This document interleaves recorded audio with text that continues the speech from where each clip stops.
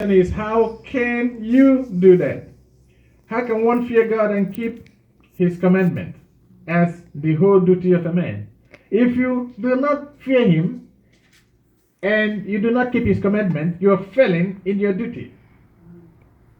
If you're hired at your job and you're not doing the job you're hired to do, what happens? You won't last at that job. You will not last. Now, God has given a duty. He has hired you. Right? The blessings of the Lord is the paycheck, which you only receive when you are on duty, when you're doing the job. If you're receiving a paycheck or asking for a paycheck, when you're not doing the duty you're called to do, you are a thief. Does it make any sense? Yes. Let's say you are a nurse hired by AV Hospital, and you're supposed to go there every morning to take care of the patients, right? And you get paid for doing that at the end of every month. Now God has hired you, giving you a duty, and the duty is to fear him and keep his commandment. His commandment has to do with soul winning. It has to do with everything that is attached to your calling. And God's blessings are the paycheck you receive for doing the duty. Right? Now, if you're not doing that, and you're always praying, and the prayer means asking for the paycheck, asking for the blessings, without doing the job you hired and called to do. You're trying to reap where you did not sow. And that's stealing. Some of the prayers we present to the Lord make him mad. And that's why a lot of prayers are not even answered. Because you pray in a miss. Read the book of James. When you pray amiss, it goes nowhere. But the effectual fervent prayer of a righteous man avails much. Because a righteous man is on duty 24 hours. They're doing what they're called to do. They're doing the work of the Lord. Yes. The whole duty is being done by them. Therefore, whenever they open their mouth and ask for something, God does it. Seek ye first the kingdom of God and his righteousness. That's the whole duty of a man. Seeking the kingdom and the righteousness. And then what? All things you need will be given to you. Not before you seek the kingdom. You seek the kingdom and then you get paid for seeking the kingdom. Seeking the kingdom means putting God's work at the front line.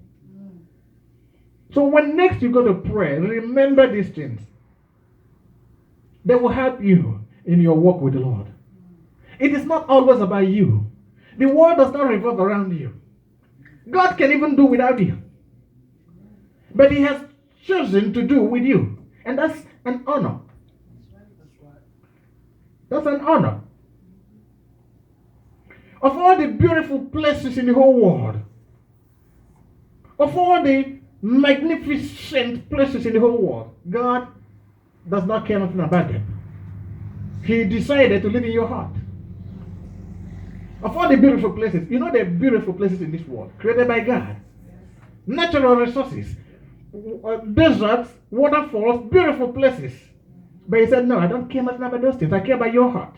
And he decided to live in your heart. That's an honor.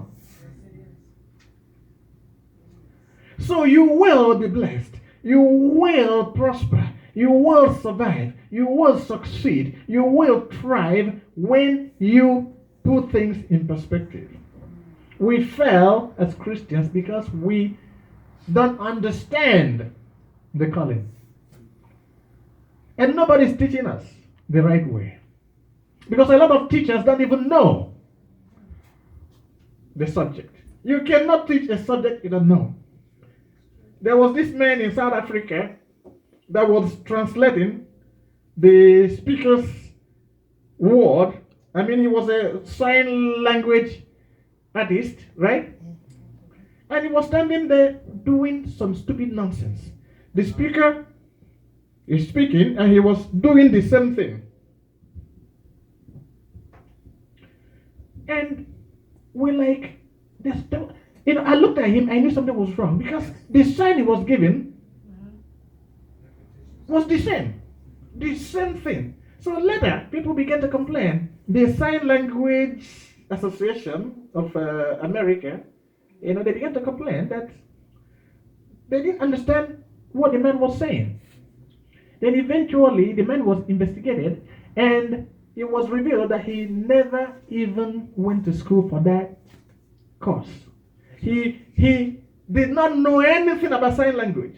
He was not trained in it. But because the organizer of the program put him there, he was a brother, and they were paid for that. So he called a brother and put him there, and he made a mess of the whole thing. He knew he was not supposed to be doing that. He knew he didn't know what he was doing, but he was there anyway, doing some nonsense. Right? Right? A lot of Christians are like that. You are in the church, you're supposed to be doing the sign language for the Lord. You don't even know what sign language means, and you're still there doing it. And God is like, what are you doing? And the people are confused because you don't know what you're doing. And the people watching you don't understand what you're doing. You will not lead people to Christ, and you will not go yourself. And you're standing in the way, blocking the entrance into the kingdom. You wouldn't go.